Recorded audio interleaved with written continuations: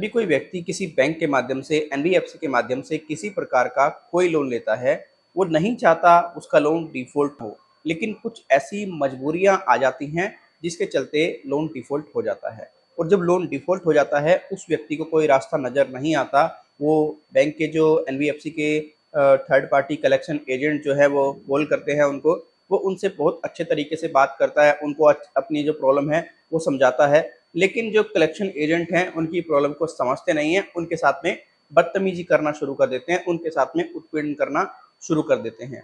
फिर भी व्यक्ति उनके सामने हाथ जोड़ता है कि यार आप मुझे कोई रियायत दे दो, मैं पेमेंट अभी इतनी कर सकता हूँ या फिर मैं कर ही नहीं सकता, लेकिन फिर भी उसके साथ में वो कोई भी अच्छा व्यवहार नहीं करते हैं।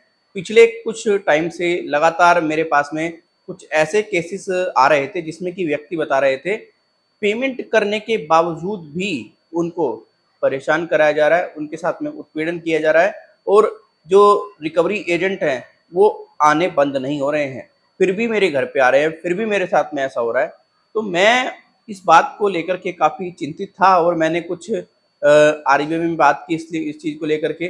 तो आरबीआई ने तो यही बताया कि जो फेक लोन एप्लीकेशन है उनमें ऐसा होता है, बट एनबीएफसी में तो ऐसा होता नहीं है, एनबीएफसी वाले तो कभी ऐसा करते नहीं हैं। और ग्राहक को हमेशा एक चीज़ का ध्यान रखना चाहिए, ग्राहक को हमेशा जिस भी एप्लीकेशन को वो यूज़ करते हैं एनबीएफसी की, उस एप्लीकेशन पर जाकर के ही पेमेंट करनी चाहिए, चाहे बैंक हो, चाहे वो एनबीएफसी हो, कोई भी हो। ऐसे किसी थर्ड पार्टी को पेमेंट नहीं देनी चाहिए। तो आरबीआई की ये बात सुन करके तो मुझे काफ़ी अच्छा लगा। लेकिन मैं आश्चर्यचकित तब हो गया जब मैंने ये न्यूज़ आर्टिकल देखा।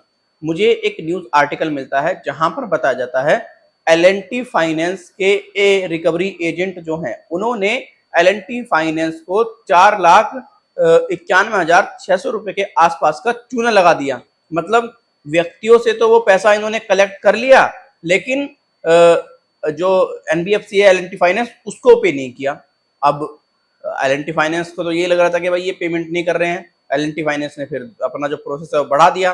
पर एल&टी फाइनेंस को जब ये पता लगा कि यार इन्होंने तो पेमेंट कर दिया और जो हमारे कलेक्शन एजेंट हैं इनको पेमेंट किया है, अब एल&टी फाइनेंस ने क्या किया, इनके खिलाफ एफआईआर दर्ज करा दी। क्यों करा दी? क्योंकि उसका पैसा नहीं मिला और उन्होंने लोगों के साथ में गलत कर दिया।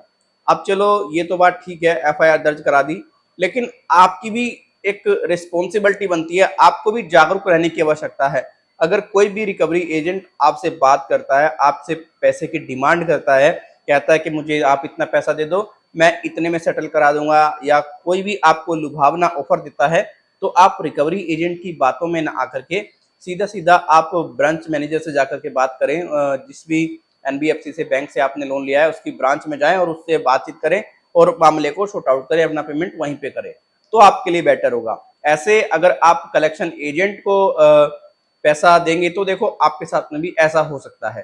तो इस प्रकार की जो ये न्यूज़ निकल करके आ रही हैं, इनसे आपको पूरी तरीके से समझना चाहिए। ये एक बहुत अच्छा संदेश है आप लोगों के लिए कि भाई आपने अगर किसी बैंक एनबीएफसी के माध्यम से लोन लिया है तो आप कभी भी ये गलती मत करना, किसी भी रिकवरी एजेंट को ऐसे पैसा मत देना। हालांकि रिकवरी एजेंटों पर एफआईआर दर्ज हो गई है और जो लीगल प्रोसीडिंग है वो एल&टी फाइनेंस ने कर दी है। अगर आप भी ऐसे व्यक्ति हैं जिनके साथ में पैसा देने के बाद भी बैंक ने, एनबीएफसी ने कहा है कि आपने पैसा नहीं दिया, आप लोन को दोबारा से पे करो, कमेंट सेक्शन में जरूर हमें बताएं कि आपके साथ में ऐसा कुछ हुआ है। अगर ये वीडियो आपको हेल्पफुल लगी है, वीडियो से आपको ज़रा भी हेल्प मिली है, आप इस वीडियो को लाइक करके जाएं। अगर हेल्पफुल नहीं रही है वीडियो को आप डिसलाइक कर दें। कोई सुझाव है ईमेल और कमेंट के जरिए दे दें। आप में से काफ़ी ऐसे व्यक्ति होंगे जो हमसे पर्सनली बातचीत करना चाहते हैं, तो हमने आप लोगों के लिए हाल ही में व्हाट्सएप सर्विस की फैसिलिटी शुरू करके रखी है। आप हमारे इस व्हाट्सएप नंबर पर जो आपको स्क्रीन पर नज़र आ रहा है अपनी प्रॉब्लम बता सकते हैं, जैसे आपका नाम, आपका मोबाइल नंबर प्लस आपकी जो इशू है वो, और आप बता सकते हैं टेलीफोनिकली आपको अपॉइंटमेंट चाहिए। देखिए हम कोई लीगल एडवाइज़र नहीं है, हमारे साथ में मल्टीपल लीगल एडवाइज़र जो है वो जुड़े हुए हैं हमारे पैनल पर।